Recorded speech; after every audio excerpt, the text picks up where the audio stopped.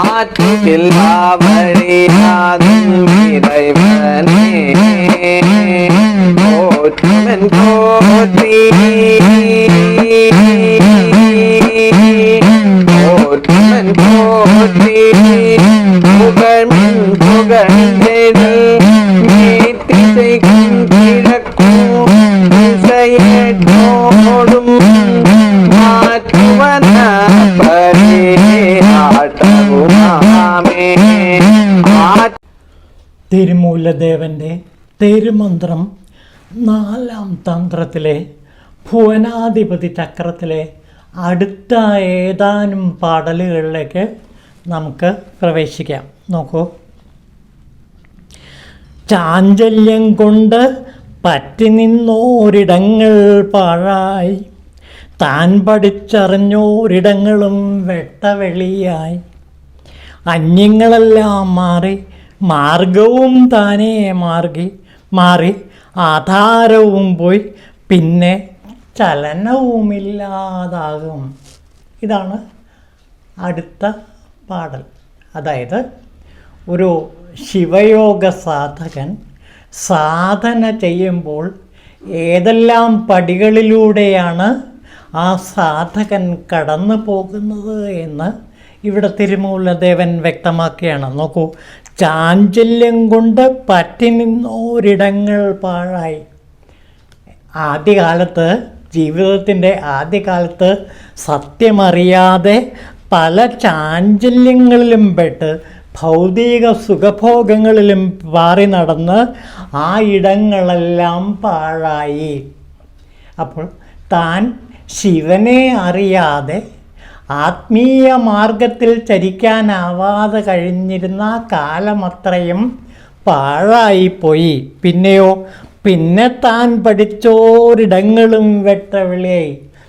കുറച്ച് കഴിഞ്ഞപ്പോൾ ശിവമാർഗത്തിലേക്ക് എത്തിച്ചേർന്നു, ശിവയോഗത്തിലേക്ക് എത്തിച്ചേർന്നു.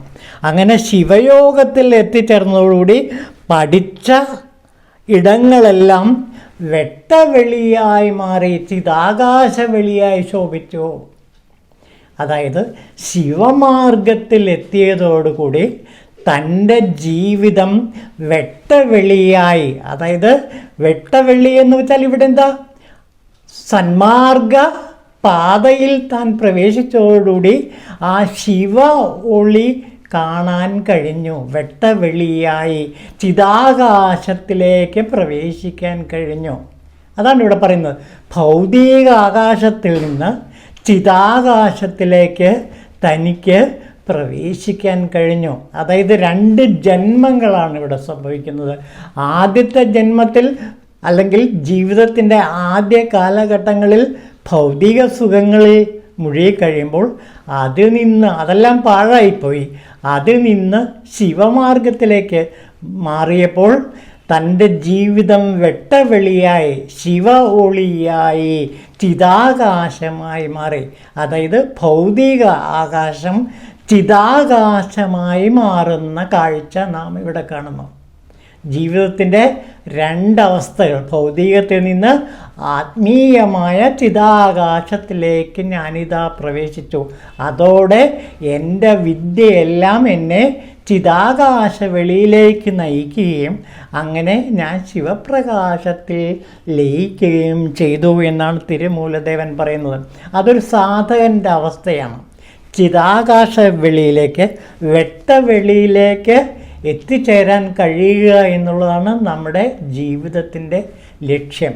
അതായത് ഭൗതികാകാശത്തിൽ നിന്ന് ചിതാകാശത്തിലേക്ക് പ്രവേശിക്കുക. അങ്ങനെ ചിതാകാശത്തിലേക്ക് പ്രവേശിക്കുമ്പോൾ ശിവ ഒളി ദർശിക്കാനും ശിവ ഒളിയിൽ, ശിവപ്രകാശത്തിൽ, ശിവജ്യോതിയിൽ ലയിച്ചു ചേരാനും കഴിയുന്നു. ഇതാണ് മോക്ഷം എന്ന് പറയുന്ന അവസ്ഥ. അതോടെ എന്ത് സംഭവിക്കുന്നു? അന്യങ്ങളെല്ലാം മാറി, മറ്റ് ചിന്തകളെല്ലാം മാറി ശിവോഹം എന്ന അവസ്ഥയിൽ എത്തിച്ചേർന്നു. മാർഗവും താനെ മാറി. ലക്ഷ്യത്തിലെത്തിക്കഴിഞ്ഞാൽ പിന്നെ മാർഗത്തിൻ്റെ ആവശ്യമില്ല. ഇപ്പോൾ താൻ എങ്ങനെയാണ് ഇരിക്കുന്നത്? ചലനവുമില്ലാതെ ആധാരവും പോയിരിക്കുന്നു. അങ്ങനെ ആ ത്രിപുടി പൂർണ്ണമായും നശിച്ച്, കാണുന്നവൻ കാഴ്ച, കാണപ്പെടുന്നവൻ എന്നൊക്കെയുള്ള ആ തൃപ്പുടി മുഴുവൻ നശിച്ച് താൻ ഇന്ന് എങ്ങനെയായിരിക്കുന്നു? ചലനമില്ലാതിരിക്കുന്ന അവസ്ഥ. യാതൊരു ചലനവുമില്ലാതെ സ്വസ്ഥമായി സ്വരൂപത്തിൽ ലയിച്ചിരിക്കുന്ന അവസ്ഥ. ഇതാണ് രമണ മഹർഷി പറയുന്നത്. ഇതേ ചിന്ത തന്നെയാണ് രമണ മഹർഷിയുടെ ജീവിതം. അദ്ദേഹം പറയുന്നത് ചുമ്മാതിരി എന്ന് പറയുന്ന ഭാഗം ഇതാണ്. ചുമ്മാതിരി എന്ന് വെച്ചാൽ എന്താ? ചലനമില്ലാത്ത അവസ്ഥ, സ്വരൂപത്തിൽ ലയിച്ചിരിക്കുന്ന അവസ്ഥ. സ്വരൂപം എന്ന് വെച്ചാൽ എന്താ? ശിവൻ. എൻ്റെ സ്വരൂപം എന്താ? ശിവസ്വരൂപമാണ്. ആ ശിവസ്വരൂപത്തിൽ ഞാൻ ലയിച്ചിരിക്കുന്ന അവസ്ഥ, അതാണെന്ത്? ചലനമില്ലാത്ത അവസ്ഥ. ചലനമില്ലാത്ത അവസ്ഥ. ഇതാണ് ശരിക്കും ചിതാകാശവെളി അല്ലെങ്കിൽ വെട്ടവെളി. ആ വെട്ടവെളിയിൽ ഇരിക്കുക എന്ന് വെച്ചാൽ രമണ മഹർഷി പറയുന്നത് എന്താ? ചുമ്മാതിരി എന്നാണ്. ചുമ്മാതിരി എന്ന് വെച്ചാൽ എന്താ? സ്ഥിരമായിട്ട് സ്വരൂപത്തിൽ ലയിച്ച് ചലനമില്ലാതെ ഇരിക്കുന്ന അവസ്ഥ. ശ്രീ രമണ മഹർഷി എപ്പോഴും ഈ ചലനമില്ലാത്ത അവസ്ഥയിലാണ് ഇരിക്കുന്നത്. അതാണ് പലപ്പോഴും മൗനം. അതാണ് മഹാമൗനം. ഇതാണ് ദക്ഷിണാമൂർത്തിയുടെ മഹാമൗനം. ഇനി അടുത്ത ഭാഗത്തിലേക്ക് കിടക്കാം. വിളക്കൊളി ശൗ മുതൽ പിൻ ഔ വരെയുള്ളതാകും വിളക്കൊളി ചക്രം സത്യവസ്തു എന്നറിഞ്ഞിടൂ. വിളക്കൊളിയെപ്പോലുള്ളൊരു ഈ മിന്നൽ കൊടിയെ കണ്ട് വിളക്കൊളിയായി നീയും തീർന്നീട് എന്നറിയൂ. നീ വിളക്കൊളിയായി മാറുക. ദേവിയുടെ വിളക്കായിട്ട്, ദേവിയുടെ പ്രകാശമായി, ദേവീ പ്രകാശമായി, ശിവപ്രകാശമായി, ശിവശക്തി ജ്യോതിയായിട്ട് നീ മാറൂ എന്നാണ് പറയുക. എങ്ങനെ? വിളക്കൊളി ശൗ മുതൽ പിൻ ഔ വരെയുള്ളതാകും അക്ഷരബ്രഹ്മം. അത് ശൗ മുതൽ ഔ വരെയുള്ളതാകും.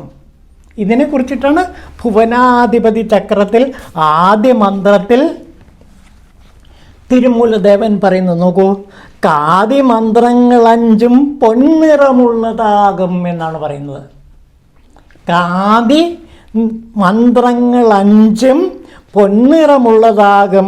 പിന്നെ അകാരത്തോടുള്ളൊരാറും ചെമ്പിൻ നിറത്തോടൊക്കും. പിന്നെ സകാരത്തോടുള്ള 4 വെണ്ണിറമുള്ളതാകും.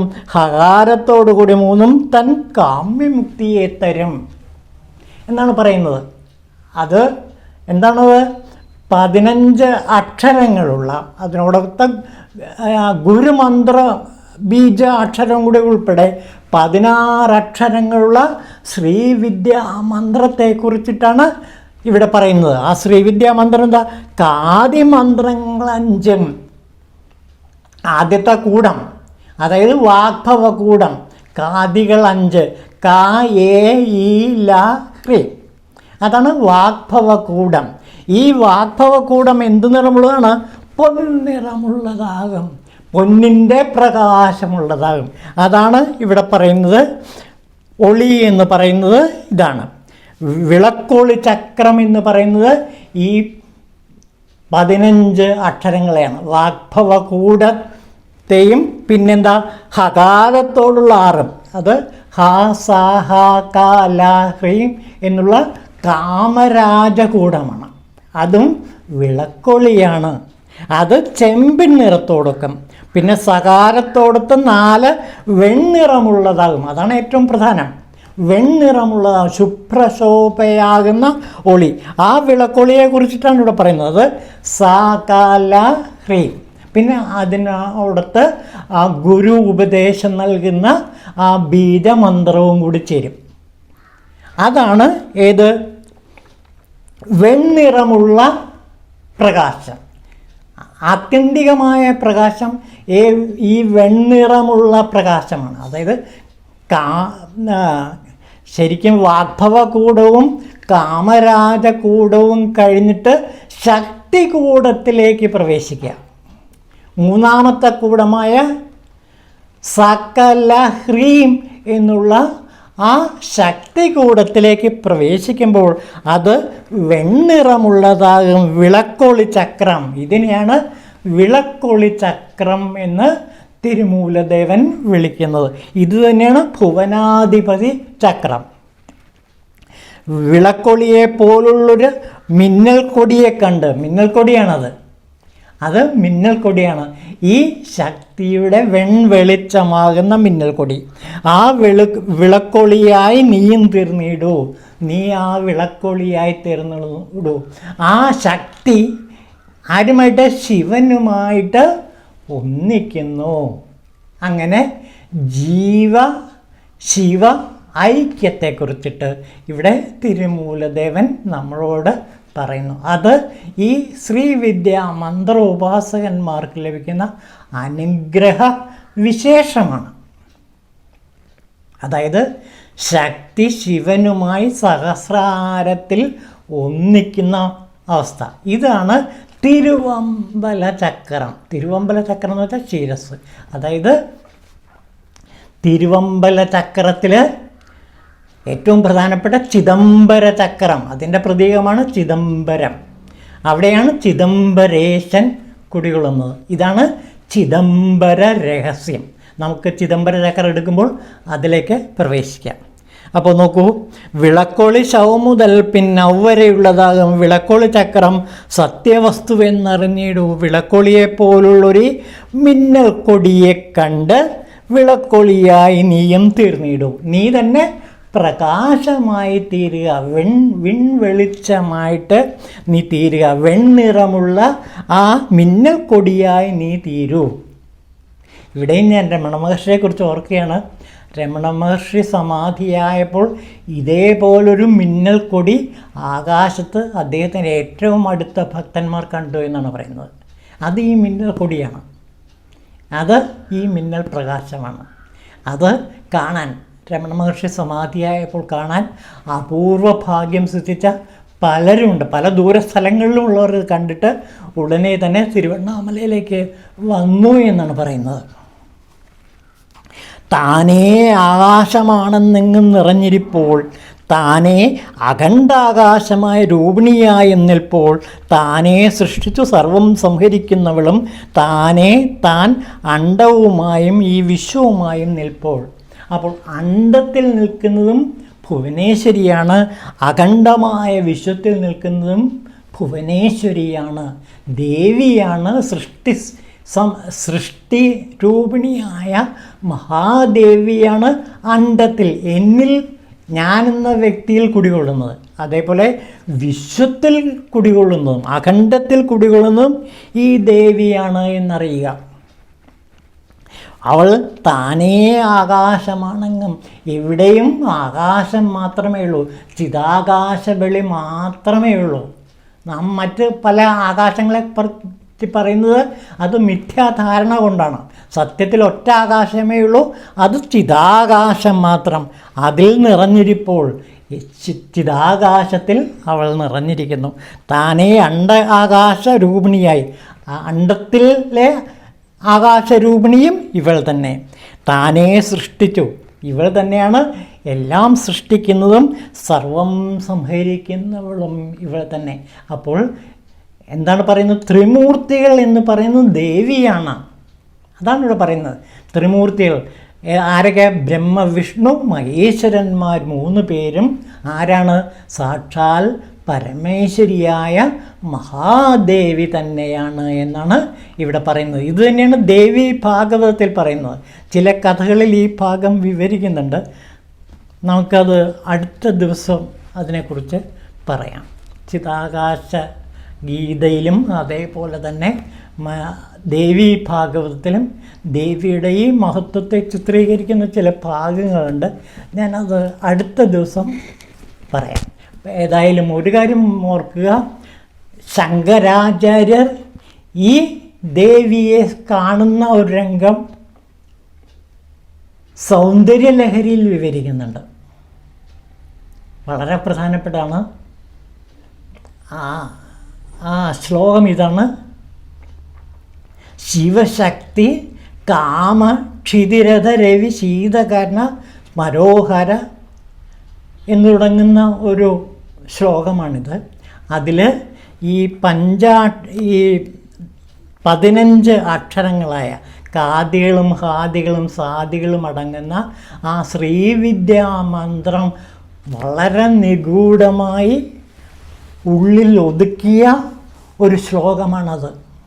ശിവശക്തി കാമാക്ഷിതിരഥ രവി ശീതകർണ സ്മരോ ഹംസ ചക്രസ്തനുജ പരാമാരഹരയ